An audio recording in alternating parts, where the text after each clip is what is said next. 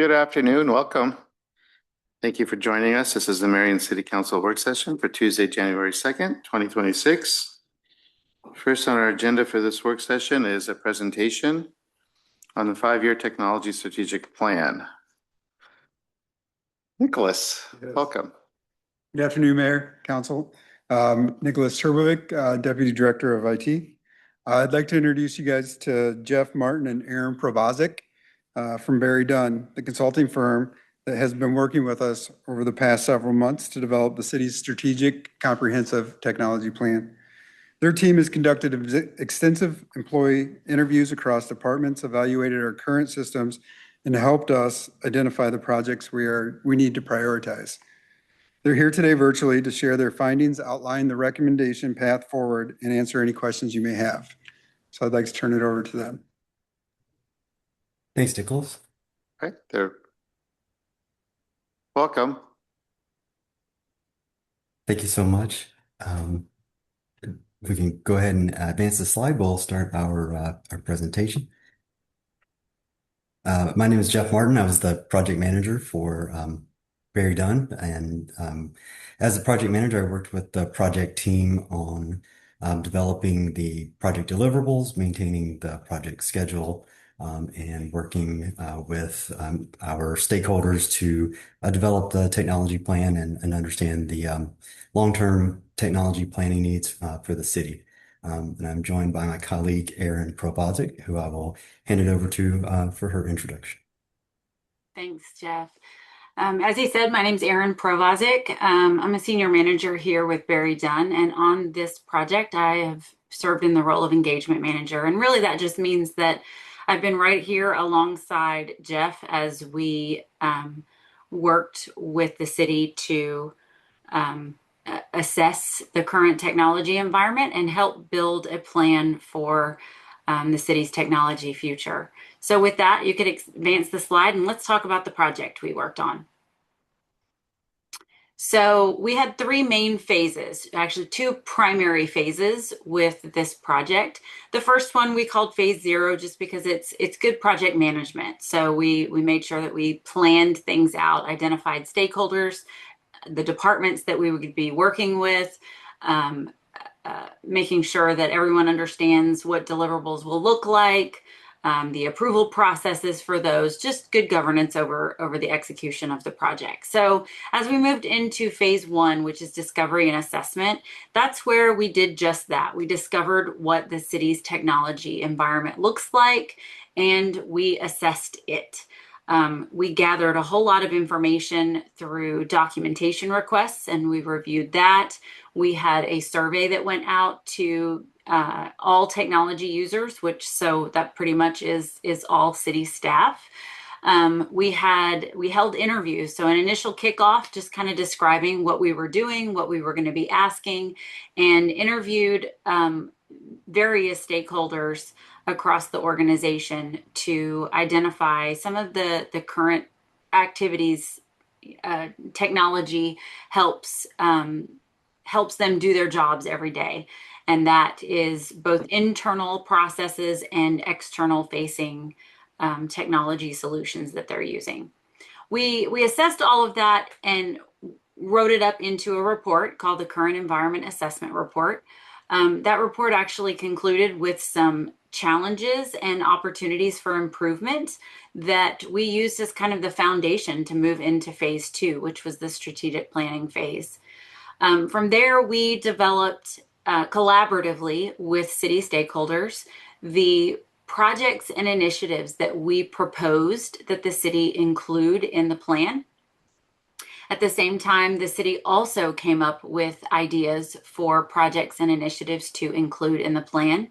We put those in a consolidated list, and then we had a workshop where we talked through each of those projects. We discussed the pros and the cons, and should we combine this with this? And then we had a voting exercise where every department had a vote to contribute their feelings toward the prioritization of those projects and initiatives to include in the plan. From there, we built a budget and timeline matrix to identify, how much are these going to cost? What are the resources? What does it look like to execute these initiatives from a staffing and capacity standpoint? Once we developed that and worked through some of the tweaks that we needed to make to that with city stakeholders, we put together the full technology plan. And that included the prioritization and sequencing associated with the priority voting from city staff, as well as some other components. You can go ahead and move to the next slide. So just to give a little bit more detail on the discovery and assessment phase, we actually identified 36 challenges and opportunities for improvement in that current environment assessment. That actually culminated in 23 strategic technology projects that we identified to include in the plan. And that came out of the ideas from city stakeholder projects and initiatives that they identified, and the ones that Barry Dunn came up with. Then after the prioritization, the prioritization workshop, we actually prioritized and sequenced those projects based on 4 criteria, including departmental voting. But those other criteria included ease of implementation, cost benefit, and maturity of the technology solution, whether it be a governance solution or an actual piece of technology, software or hardware, etc. And with that, I'm going to let Jeff talk about the projects that culminated, or the plan that the plan actually includes. And I'll stop stumbling and Jeff can take over from here. Thanks, Aaron. We can go ahead and advance the next slide there. So based on that assessment and planning work that Aaron talked about, we identified some the highest priority focus areas for the city. And those fell across 5 main areas that really reflect where technology investments will have the greatest impact over the 5-year planning period. So those include governance and management, workforce and capacity, core systems modernization, integration and data, infrastructure, and public safety. So together, these focus areas really form the foundation of the technology plan. And the next few slides will highlight those priorities within each of those areas. So governance and management. That first set of priorities, it focuses on foundational long-term activities such as establishing a technology governance process to develop standard IT policies and procedures, and then also implementing and developing a formal technology project management framework for how projects are submitted and reviewed and prioritized through the city. These steps really help make a more consistent decision-making process. They improve transparency about the available capacity and work going on with IT, and they better coordinate efforts across the city related to technology. On the workforce side, the plan recommends some staff augmentation in developing a long-term staffing plan, as well as establishing a structured technology training program, both for city staff and IT staff as well. And these actions are really intended to strengthen the city's ability to support current operations and then also prepare for the projects and initiatives later in the plan years. The core systems modernization, so these really highlight those key systems that the city may have, but there may be opportunities to further use functionality that's not currently being used, or systems such as asset management, work orders, fleet that the city may not currently have in place, but would benefit from implementing. The integration and data projects, those focus on expanding existing integrations and automation. And really the goal there is to remove that human interaction when data needs to flow between multiple systems, reducing the risk for human error, and just helping to enable some better data-driven decision making through the various systems that the city has. And then as well expanding the use of the city's Microsoft 365 solution as well. And finally, the infrastructure and public safety focuses on rehabilitating the automated traffic management system, and then modernizing the security camera systems throughout the city as well. As we move into the next slide to talk about the implementation roadmap. So this sequences those projects and initiatives over a 5-year period, and with years 1 and 2 really focusing on that foundational work that we talked about, establishing a technology governance process, policies and procedures, and then staff augmentation and long-term planning for the success of the technology plan. Moving into years 2 through 4, this moves towards some of those major system selection and implementation projects that we talked about and highlighted in previous slides around ERP usage for finance and HR, as well as fleet and asset management solutions as well, and then implementing those integrations and automation processes. And then finally, with years 4 and 5, the roadmap is really around optimizing IT operations, implementing some pilots for emerging technologies that may benefit the city, and then just expanding existing capabilities within the IT department. And this phased approach is really just intended to help the city build the foundation as you move into the next few years with your use of technology. And that concludes our slide presentation. We would open it up for any questions you may have. Okay. Anybody have questions? Gage, go ahead. Forgive me if you mentioned this during the presentation, but who essentially makes up the committee? Like, what member is that? Just staff and IT, or is it other people in other departments? The committee that we use to develop the plan, or governance committee, Yeah. that hasn't been fully established yet. I do have that drafted. What I'm looking at is making sure we have people, staff from every function of the organization. Okay, cool. Anybody else? Grant. Well, Nicholas and Terrell, I expended all of my questions since you gave me an opportunity to join in and take a look at the draft of this. And to the Barry Dunn team, I thought this was a pretty good piece of work. What I'm impressed about, and this isn't a question, but it's just a comment, this helps establish some frameworks by which we manage the IT environment. It's predictable, it's repeatable, it's managed, it can be managed.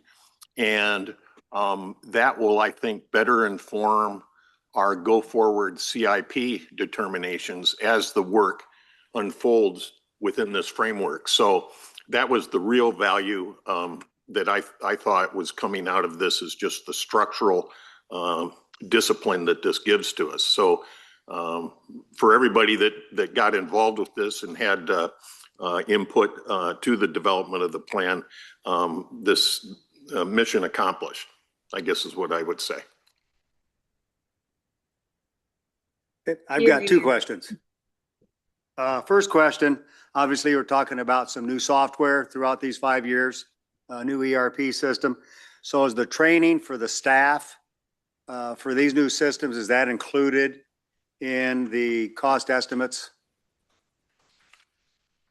Yes. So the cost estimates include training, as well as some other items as well within the total cost of those system selection and implementation activities. Okay. Second question, the line item for planned resource hours over 5 years is a total of 43,000 hours. Can you kind of explain the mix and where those are going to be coming from? And if those are Barry Dunn, some of those I'm assuming are Barry Dunn hours and some are internal, but can you kind of explain how those hours came about, who's doing all those, and are the Barry Dunn dollars also included in the cost estimate? So the internal labor hour, the labor estimates are the internal labor hour estimates to implement. Only? Yes, but it's for any city staff, not just IT, that may be involved in those activities. And some of those projects are multi-year projects. It may start in year one, but it may go through multiple years of the plan. So those estimates include that full estimate for the project. So the 43,000 is internal only. It is. That's a horrendous number to me. It is large, but let me just do some quick math. You know, the Technology Governance Committee, just forming it. So let's say there's 10 people involved and they meet once a month. And for the first maybe I don't know year, they meet for 2 hours. That's 20 hours a month times 12. That multiplies. So the more people that you have involved in meetings and things like that, we try to take that into consideration. Let me also say that as a consultant who deals with hours estimates all the time, our estimates are actually pretty good. However, it's an art. It is not a science. Those hours estimates per project, because I've worked in local government, looking at hours estimates like that, I would say take it a little bit with a grain of salt because you're not tracking hours in the same way. And we really want you to just see that as kind of a level of effort as compared to the others. Those with higher numbers definitely mean it's a higher level of effort for the organization and that more and more people will be involved in it. Yeah, well, my last comment will be the same as Grant's. I think having a 5-year plan, as we've done in a lot of areas throughout the city, finally having a 5-year plan is excellent to have. So looking forward to that. Thank you.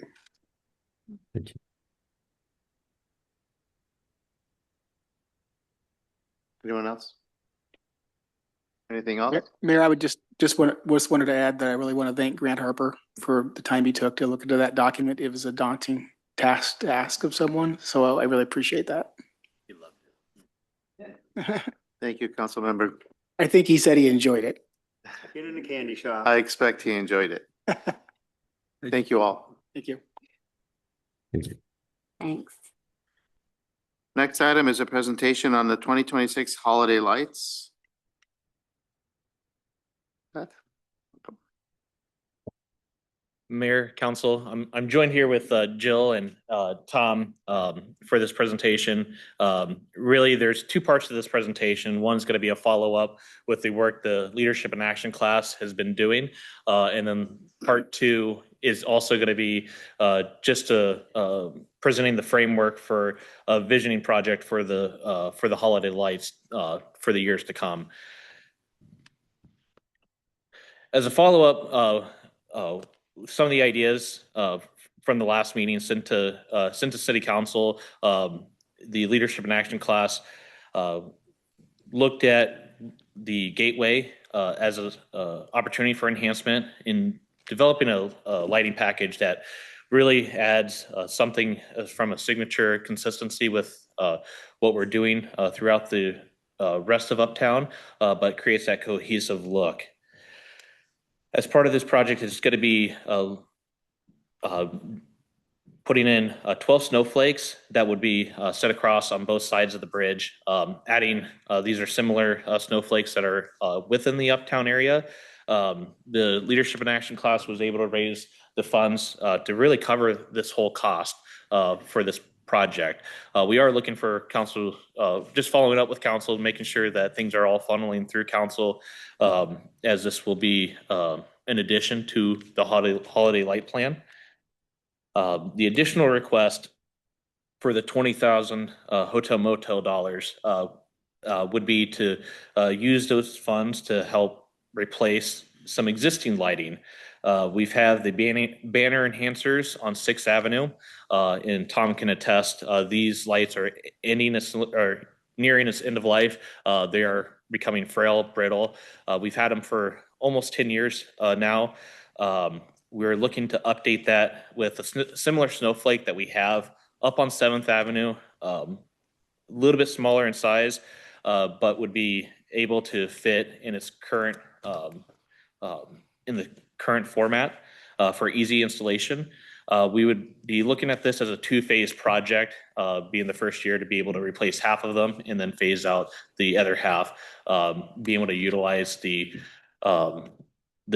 budgeted 20,000 that we have dedicated for holiday lights out of the hotel motel fund. Before we move on, just wanted to pause for any questions and direction from council. I guess for me, the obvious question is, I mean, I believe you that they're nearing the end of life, the existing snowflakes or the existing appliances. What happens to them that they're nearing their end of life? Do the lights just not work anymore? Or? They're essentially breaking. Tom, you want to answer this? Good afternoon, Mayor, City Council. Tom Jordan, Traffic Manager, Road Lighting Manager. With that question, we had roughly 100 of them, and we're down to about 80. The water gets into them, and after a while, they just lose the wires, just burn up on them. So they're just slowly but surely dying out. They're not LED, so they're just a screw-in bulb. So. Okay. Thank you.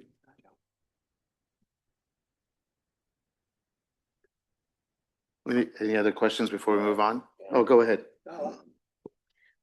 Seth or maybe Tom, for the brand or models that you're looking at, these will be LED, is that right?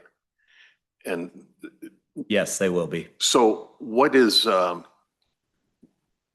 do we know anything about the service life of these appliances from the manufacturer, or is that something we can find out? Because I guess the question really is, you know, if we know what the service life is, then there can be a plan to, you know, incrementally over time buy a few just to manage the overall store of lights that we have. Anyway, just a random thought.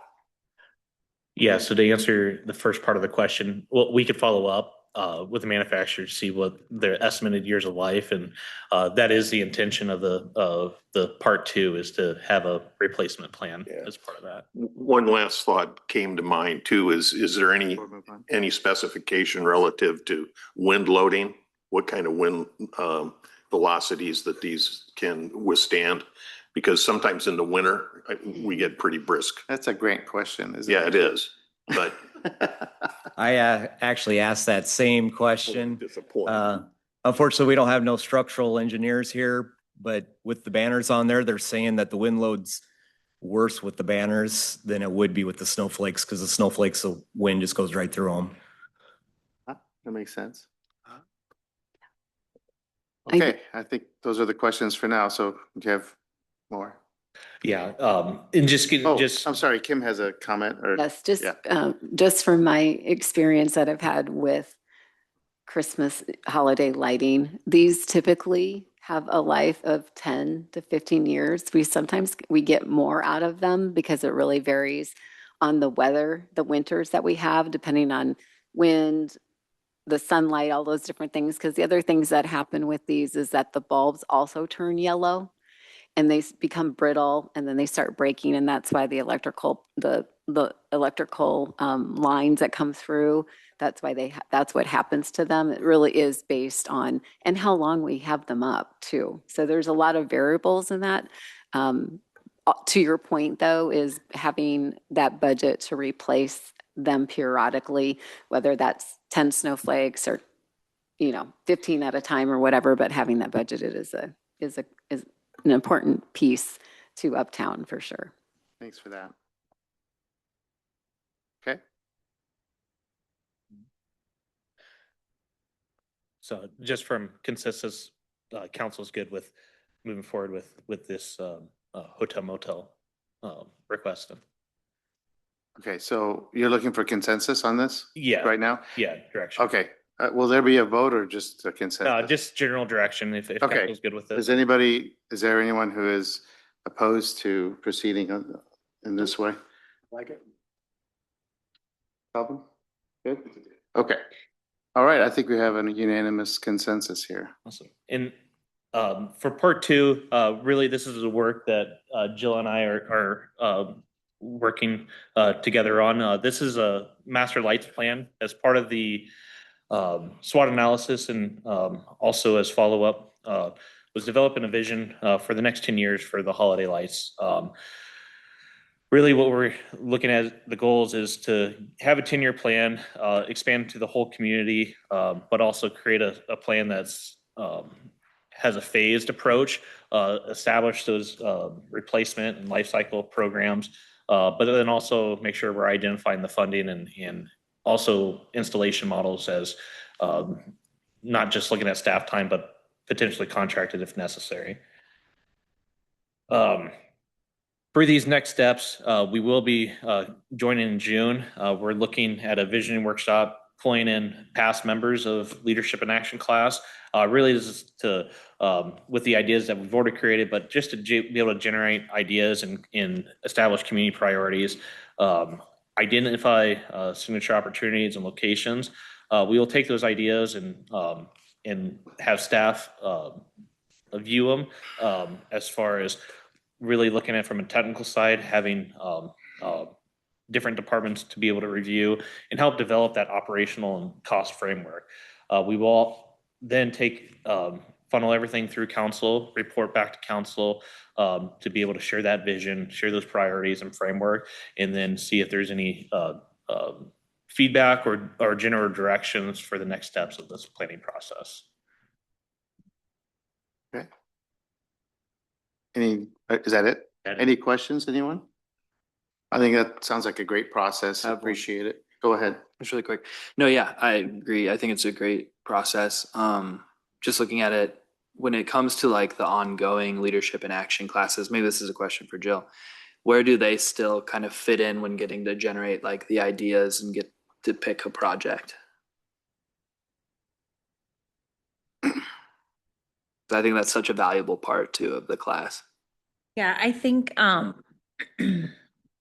it'll be kind of similar, Gage. It'll just be probably the master plan will have more of a guideline A menu of type maybe of what, stuff. yeah, like a menu, then they can pick from there. I know that there's kind of two schools of thought with the lights. There's like some really colorful options that you can go that are really holiday Christmas motif, and then there's just more of the white snowflake winter type lights. We've always opted for more of the winter just because they last longer.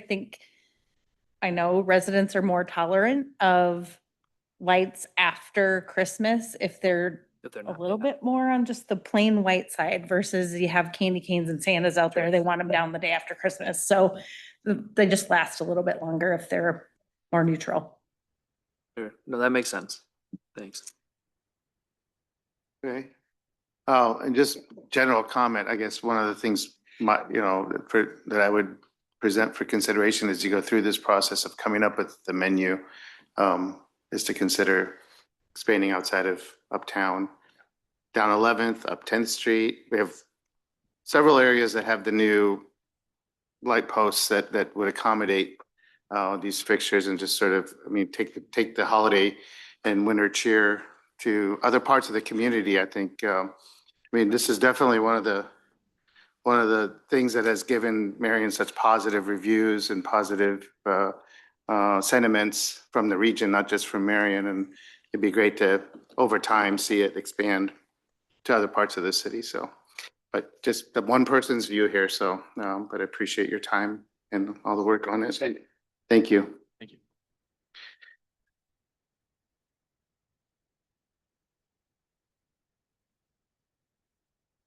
Okay, the next item is a discussion and direction regarding updates to schedule of fees effective July 1st, 2026. Welcome. Yes. Hi, thank you.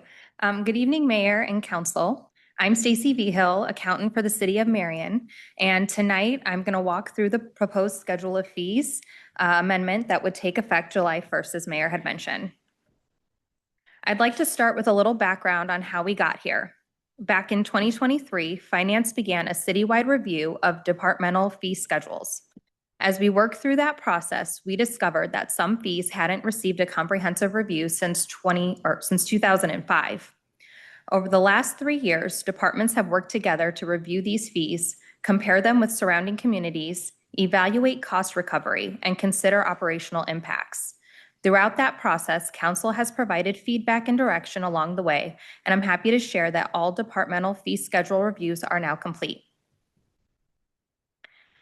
Moving forward, staff plans to transition to a more routine twice-yearly amendment process focused on ongoing maintenance and fee upkeep.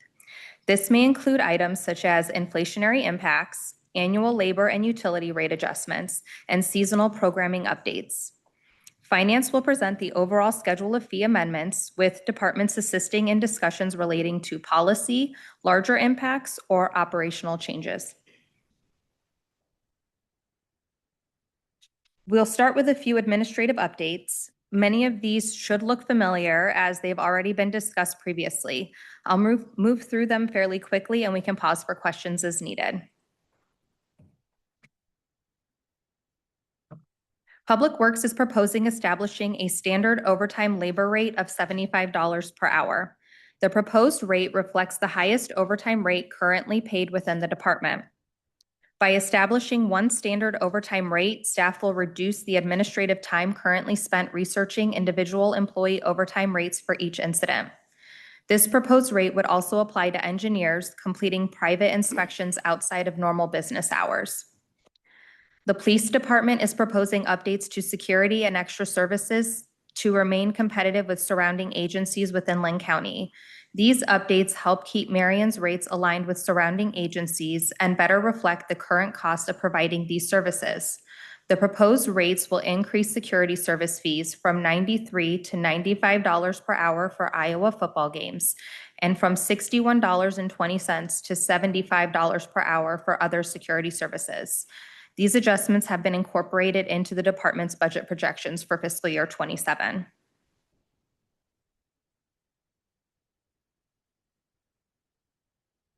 Next, we have some corrections to fees that were updated in prior amendments. There's a correction to the makerspace printing fee for the library, as this rate was inadvertently changed to 25 cents. This update is simply correcting the fee schedule to reflect the intended rate of 10 cents.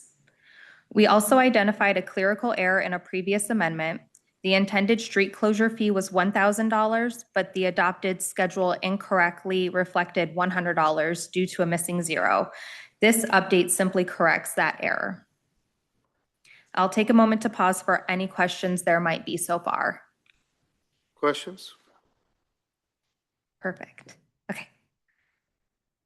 The next few updates are informational only and do not include any fee changes. They primarily clarify descriptions, references, and administrative procedures. For parks, weed, and sidewalk violations, we are proposing that we add additional information that will allow our team to outsource for abatement services and bill back those contractor costs plus our administrative fees to the violator. In planning, the design review HPC, including demo fee, will be changed to historic district demolition review.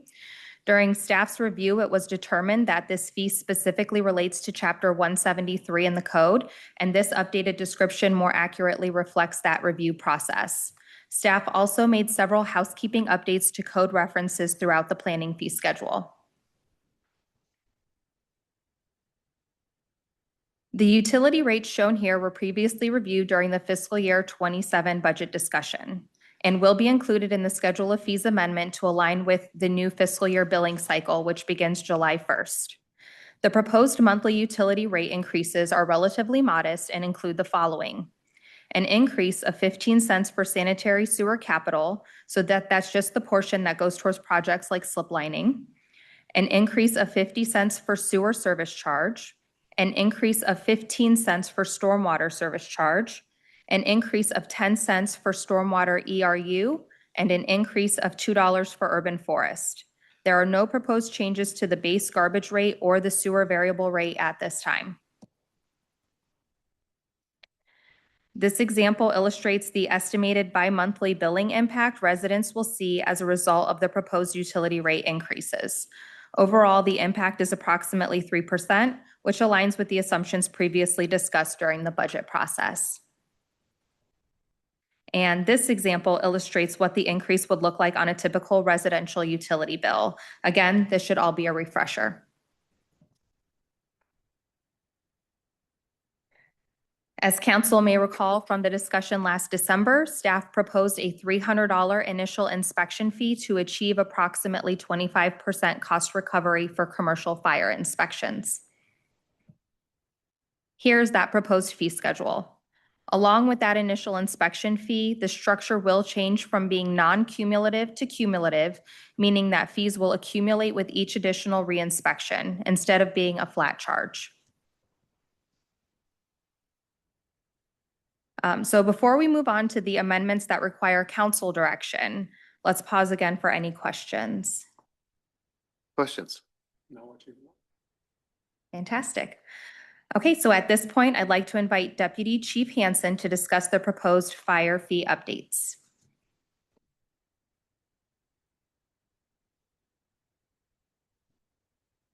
Thank you, Stacy. Good afternoon, Council, Mayor. Hello. Deputy Fire Chief of Administration, Jason Hansen.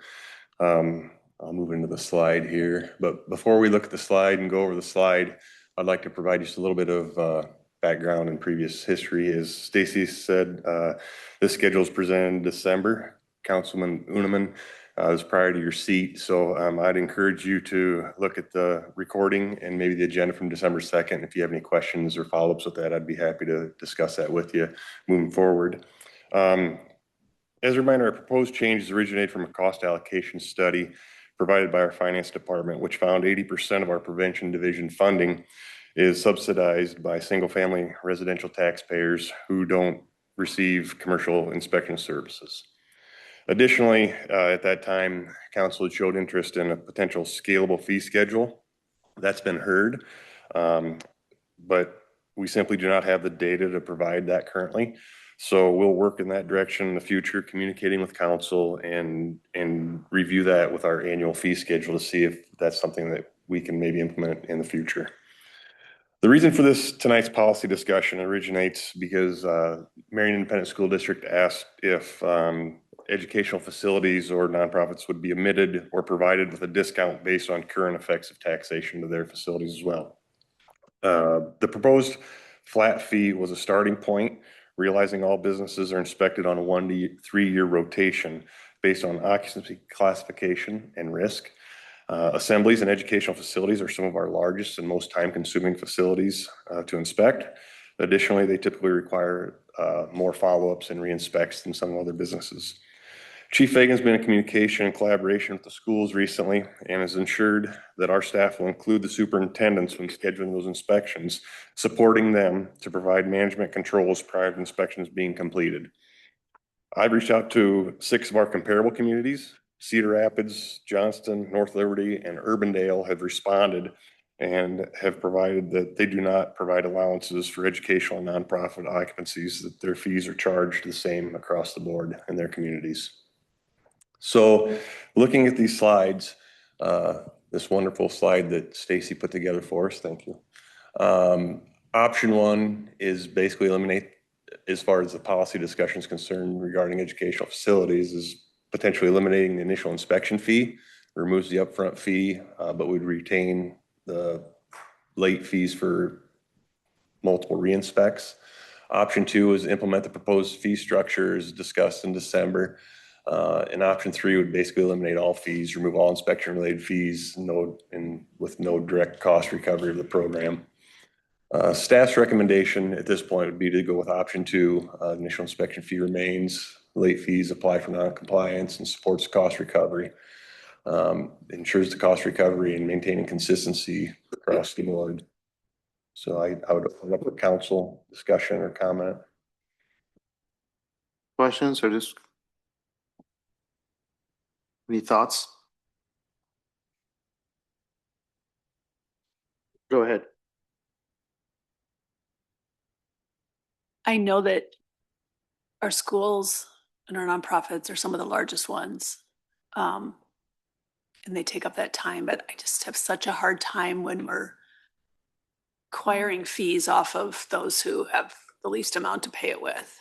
I wish there was some place in between to handle that. So I'm kind of absorbing this piece of it because I get where you're coming from and how much work that is and what we have. But I also, especially with schools, like that, I just feel bad feel bad in taking a fee from those organizations. So pondering, I guess that's just, you've asked for thoughts. That's kind of where I sit with it a little bit. Go ahead, Steve. Yeah, so I appreciate the extra legwork you did and seeing what other cities are doing. And so your recommendation, as I understand it, is in line with what other cities are doing for nonprofits. Can you give us an estimate of whether it's Marion schools or Linmar schools on what kind of dollars we're talking about here? Because I really have no concept of the range of dollars. I could get that data for you for sure, Councilman Jensen. I want to say when Marion originated this discussion, they referenced 10 facilities. So that 10 facilities at 300 per facility would be $3,000. Okay. Yeah. Wait. If I could, Mayor, to add to. Go ahead, please. I will add that in our conversations with both superintendents, I really wanted to hear their thoughts on this, sharing the recommendations and what thoughts they had. One of the things that Superintendent Quartermeyer shared was that to help with this, and they definitely both expressed their understanding of the genesis behind this and the efforts by the city moving forward. One of the elements that she added, which was a really great idea, and we absolutely are going to move forward with, is enhanced coordination and communication between the Fire Prevention Division and the Superintendent Office at Linmar, as well as Marion, which we followed up with them when we scheduled the inspections. She had shared in the past that they hadn't necessarily always been in direct coordination of when those inspections were occurring. And so she was looking forward to being a part of that process. Now, bringing forward that there is financial components to this right on the front end and how important it is that those items get addressed as concisely as possible, recognizing the expenditure. So, which I recognized as that's fantastic, and we will absolutely do that. Where we see the opportunity that comes with that is to not only to ensure cost control for both of those organizations, but also to ensure that the inspection process and the remediation process is completed as efficiently and effectively as possible to control costs, while also to have those items that need to be addressed as quickly as possible. I think that's the right approach, is to look for where costs can be reduced and contained. I can understand, why you would feel, the need to not charge other nonprofits, but we are also a nonprofit, and our cost is our cost. And so, we would have to be eating that cost and charge it rather than charge it to another nonprofit. It's not like we're a for-profit business and we're just reducing our profit. The other thing is, I don't know if this is a correct thing, but I liken it to our inability to give a discount to seniors for utilities. The law prohibits us from doing that. And we get asked that all the time by seniors, older adults in the community. Why isn't there a discount on utilities for senior citizens? And we can't do that. So I don't know. Go ahead. Yeah. You were adding that on the example you gave with Marion Independent. You said 10 facilities that get inspected. Are those all done in the same year, or are they different times a year? So it's all done at once and it's every 3 years. Is that what you said? Assemblies are done annually. Annually. Oh, okay. Yep. Assemblies, large occupancy and risk classification, they're done annually. Gotcha. Okay. And that's another added discussion that I had with Linn-Mar School District and a group thing that we had, recognizing that because of that risk classification and the student load and things like that, that they are a assembly classification, and they recognize the number of times we run their own alarms and things like that too to their facilities throughout the year also. So they were pretty receptive to that. Go ahead, Sarah. Not opposed, I'm just processing. So, but my question is, we talk about our expense, but what's our expense above? What is our, what does this cost us by doing inspections? Because it's like, it's not above the job that's already happening, right? Like, do you see what I mean? It's not like we're taking overtime to be able to go out and do these, or does it take additional cost equipment? I mean, obviously it's manpower, but would that manpower be doing something else if they weren't doing inspections? Well, I'm sorry, I'll let you answer. Chief Fluharty's essential job duties are the inspection platform and the prevention division. And we, through that cost allocation study and other data that we've done with our management analyst, we have a breakdown of what that looks like in the costs of inspecting properties. So that cost is allocated. And what to the fees for services. I'd also like to clarify one other thing that Stacy mentioned, that 25% recovery was not the cost of the inspections themselves. That 25% recovery was 25% of the 80% residential tax subsidy. That's where that got us. That 25% is of that 80%. Go ahead.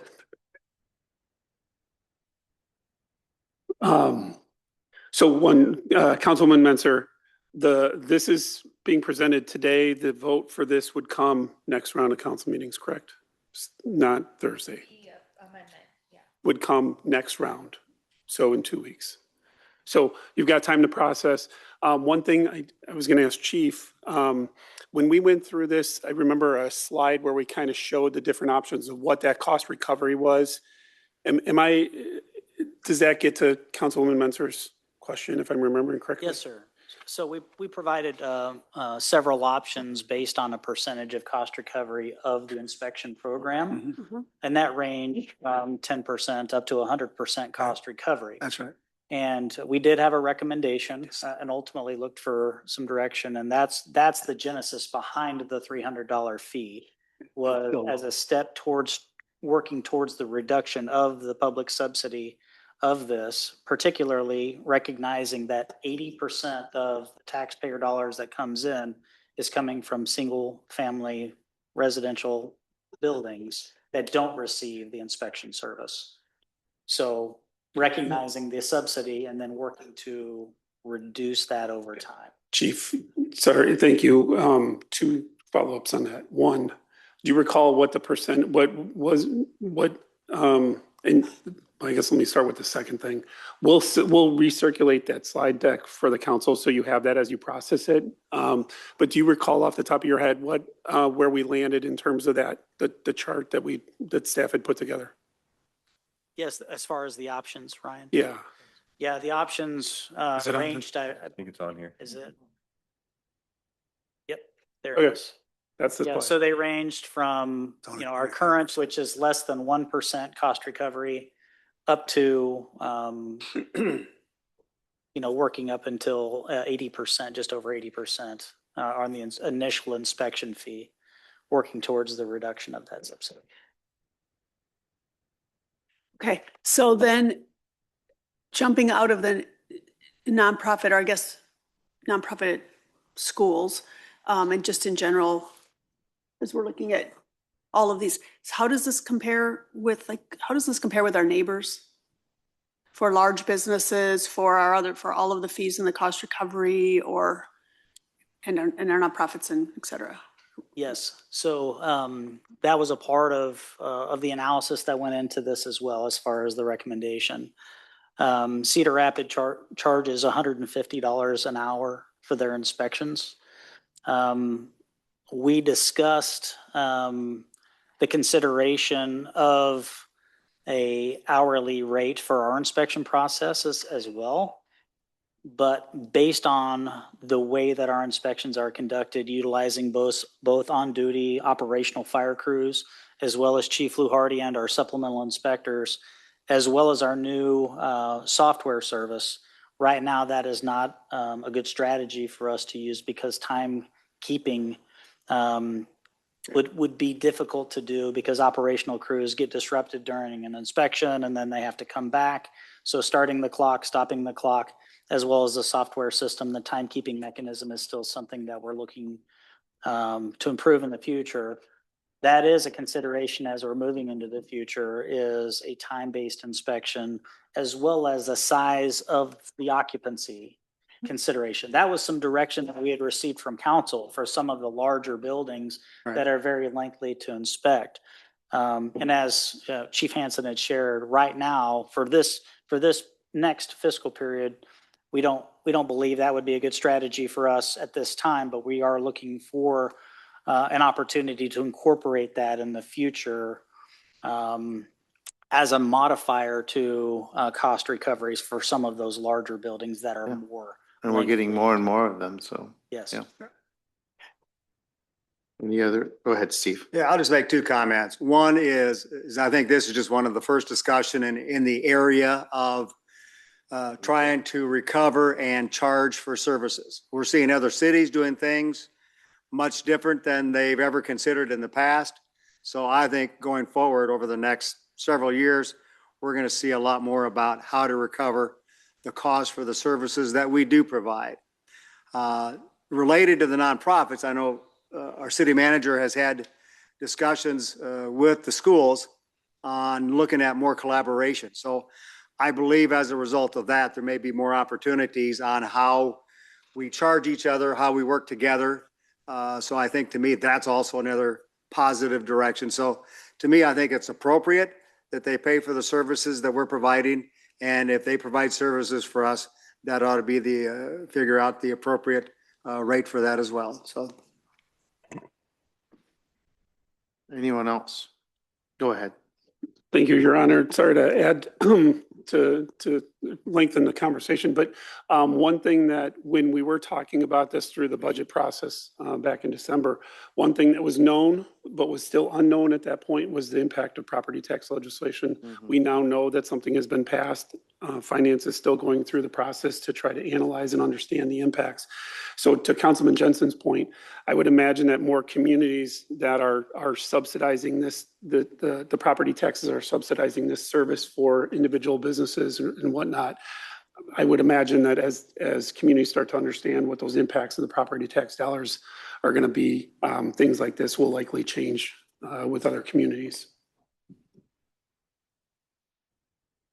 Okay, do you have anything else to add? No, do we need a direction? We need a policy decision on the direction what we want to move forward with the education. With the recommendation? Yeah. Okay. Is there anyone who's opposed to the recommendation? I think you're good. Okay, thank you for your time. Yep. Good discussion. Thank you very much. Thank you, Deputy Chief Hansen. Let me get back. Oh, too far. Okay. At this point, I'm going to invite Nicole to discuss the proposed planning fee updates. Good evening, Mayor and City Council. So with this one, we're looking at sign permit fees specifically with two changes. The first change, removing the residential $50 sign fee.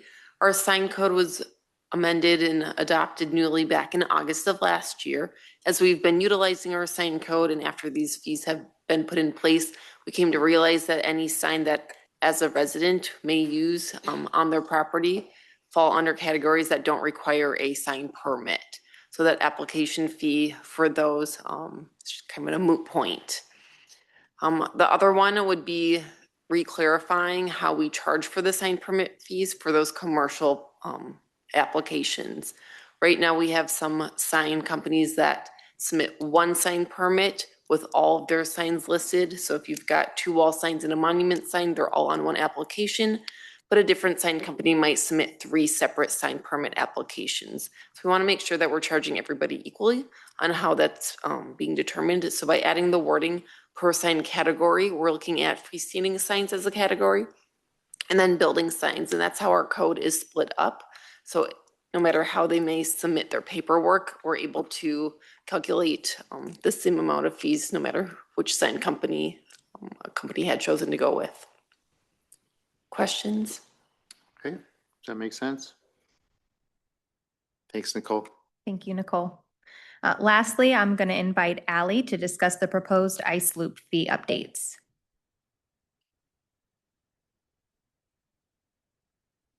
Hello? Good afternoon, Mayor and Council. My name is Allie Waterman, and I will be presenting on proposed updates for the ice loop fees for winter of 2026-27. We are proposing for next season a standard skate rental fee of $8 for all ages 5 and older.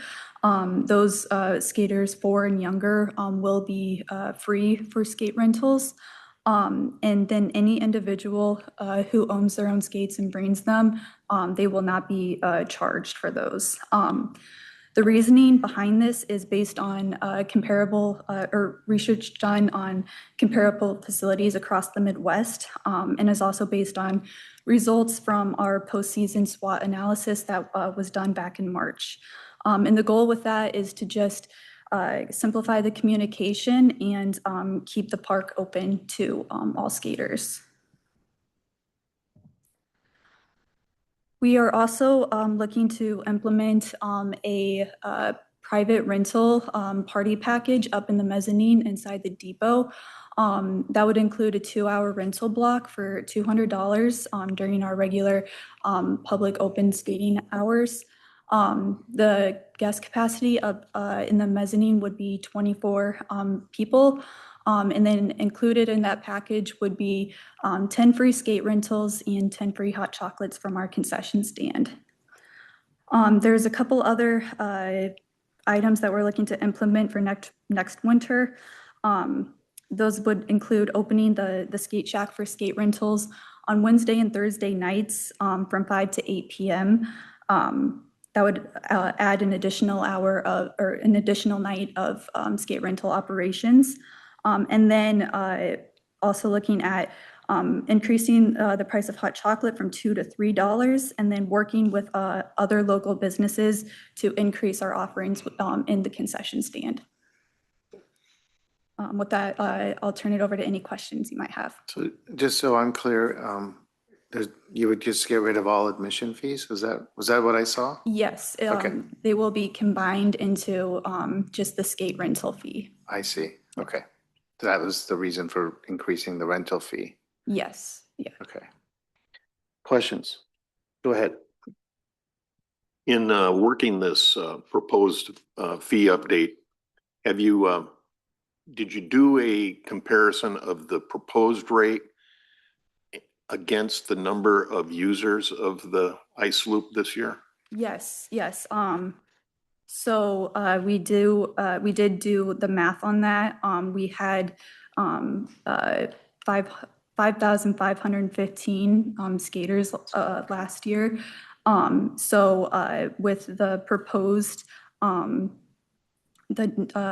fee, we would have 5,515 times 8 would be 44,120. That would be an actual increase, just because we're simplifying the rate. So Okay. Was that in the staff memo? That analysis? no, it wasn't. That was a follow-up. Okay. All right. So are we acting on this next meeting? I'm happy to have discussions, and if we need to bring this back in a couple weeks, we can certainly do so if processing time is needed. Certainly. Okay. Yeah. If I can see that, the proposed rate applied to the number of skaters for last season is best. I'd just like to see the impact of that is. So if there's a spreadsheet available, just to clarify that for me. Yes, we can send that to all of council. Thank you. Thanks. Go ahead, Steve. Yeah, to me, I was shocked when I saw the skating fee going from 3 to 8, but now I understand the offset being on the admissions. That, to me, that streamlines and makes the whole process a lot easier for everybody. I think I had one of our residents send me an email where we need to maybe modify the 4-year-old on there because the 4-year-old is nowhere on the chart. So you've got 5+ and then you got less than 4. But what happens to the 4-year-olds? Yes, So you need to kind of just yeah. plug that gap. So that's, you verbalized it, but that doesn't match your chart. Good catch. It wasn't my catch. It was a resident named Charlie Knutson. Okay. I think the party package is a good idea. I think that's gonna be utilized. Yeah, so good job. Any other questions on that? Thank you. Thank you. Thanks so much. Okay. So with that, staff will incorporate any feedback or direction received this evening into the final schedule of fees amendment. The resolution will return on June 18th for the consent agenda for consideration, with the opportunity to come back for that discussion for parks after you get that analysis. So I'd like to thank you, Mayor and members of council, for your time, discussion, and guidance throughout this process. We appreciate the partnership and feedback that you've provided as departments work through this comprehensive review. Staff or I would be happy to answer any final questions that you might have. Any final question? Thanks for all your work. Good job. Absolutely. Yep. Have a great night. Good presentation. Yeah, good presentation. Brings us to the agenda review. Is that correct? So we have 2 items that are marked by staff. We'll go take those first and then take any other questions. First on parks, under item C1. Hi. Good evening, Mayor and City Council. I'm Brock Dobling, Parks Maintenance Manager.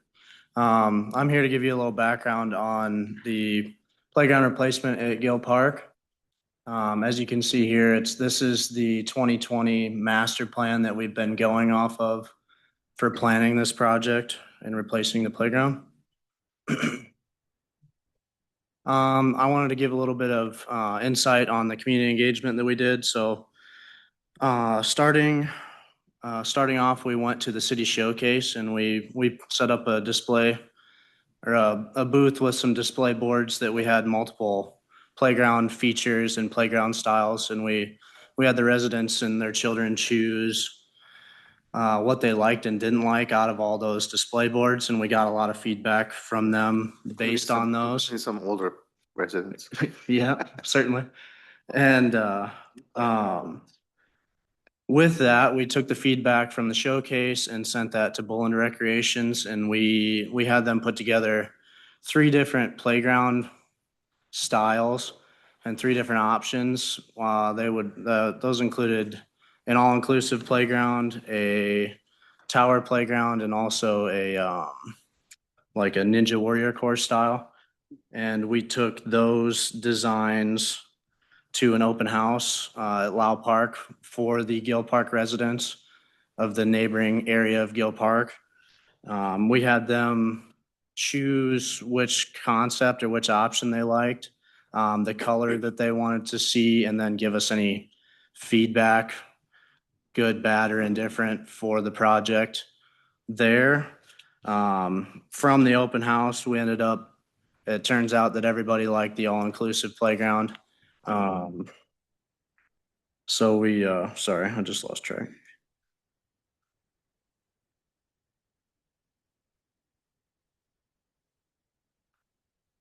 Sorry. Anyways, we got the playground recommendation. We ended up getting some color recommendations. We had multiple that were close in rankings with that, and then some feedback for shade and fencing.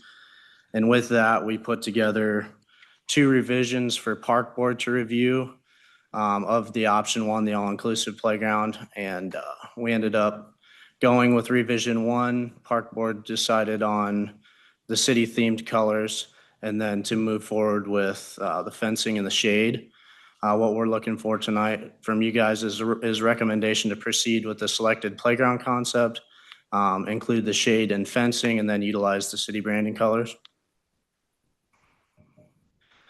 Here's a little bit of details on the concept that was selected. So this suits 2 to 5 year olds, 5 to 12 year olds, as well as it's all inclusive. There's a rope feature element. It kind of fits into the Ninja Core stuff that some of the kids liked as well from the showcase. We incorporated the shade into the design drawing, and then perimeter fencing, which is not shown in this design. Here's a bigger picture and a better view. You can see the shading. Those would have benches underneath them. You can see the access, the handicap access from the sidewalk there, and multiple different sensory panels along that on the bottom. And then the taller structure would be for the 5 to 12 age kids, and the lower areas would be for the 2 to 5. And then we have that Ninja course up to the top, and then we have swing sets there. Some next steps and estimated timelines. So June right now would be council approval. In July, we'd do site work and playground installation. August would be surfacing, fencing, sidewalk, and sidewalk border installation. And then fall of 2026 would be project completion. So thank you for your time. Do you guys have any questions for me? Any questions? I'm sure the neighborhood is really happy that this is finally moving forward. So, yeah, go ahead. Not a question, just an overall comment. I just want to say, extend my gratitude to everyone involved in this project on the city team and the neighborhood as well. I had a few parents come to me months ago as this process was happening and talked about the need for, the perimeter fencing. They have children with autism, and some other communities they pointed out in other states, they had this concept of having the perimeter fencing around the playground area to, some kids take off running into one direction. This kind of keeps them in. So I'm really just grateful that, this concept that came from a group of parents made it to this point, and, also just love that the neighbors chose the inclusive playground concept. I think it's a much needed concept. Obviously there's a need for various types of playgrounds in our community, but to have this option is really great for folks to be able to get to. So just thank you guys. Sarah? Yeah, ditto on that. I wanted to say thank you. I have a couple of colleagues that live near this park, and we're very impressed and grateful that they received the invitation to come and give some input on what would happen with that park. And so I just want to say thank you to your team, because that is recognized, and they said big thank you to be a part of that voice for this. I think we've all heard quite a bit. People are waiting for when this new equipment was coming into that park. So being asked and then knowing that it's happening is great. So thank you to the team. Yeah, thank you. Great engagement with the community. Okay, I think those are all the questions. Do you have anything else to add? Nope, I don't. Thank you, guys. Thank you, Brock. Good job. Next item is D9. Mike? Yes, Your Honor. So I just wanted to bring this to your attention that normally when we get a petition, we receive and file it and go to TAC. However, we actually have received this before. And so the light that's at the intersection of Lennon Lane and 35th Avenue, before it was farther south where 35th existed before, where that side path or trail is. And so it's moved where the star is now on the left side. So we feel the spacing is adequate. It meets our standards of the 600-foot spacing. So at this point, we don't feel there's any further action needed for this. All right. Any questions or comments on that? Contrary views, anything? Okay. Oh, go ahead. Yeah. Mike, as I look at this, I look at the second light placement from the left at the intersection there. What is that? Granger Avenue, I think. Between that light and the one that is immediately to its east, is is that the distance that was referenced in the memo that was slightly longer than our standard of 600 feet? No, so it'd be between along 35th Avenue, the one at Granger, and then the one that's before Vaughn Drive. So that's the one that's, I believe it's 650 in the memo. 600 is our normal spacing. Moving it 50 feet isn't going to make that big of a difference in that case. Okay, thanks. Okay. Anything else to add, Mike? Thank you. We'll take questions on any other item on the agenda that wasn't marked for discussion. Any questions or anything need clarification or needs discussion before Thursday?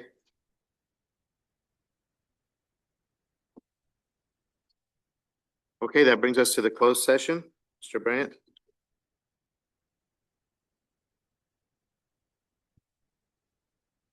Mayor, I move to adjourn to closed session regarding litigation as permitted under section 21.51C and regarding confidential records as permitted under section 21.51K of the Code of Iowa, two separate matters. Second.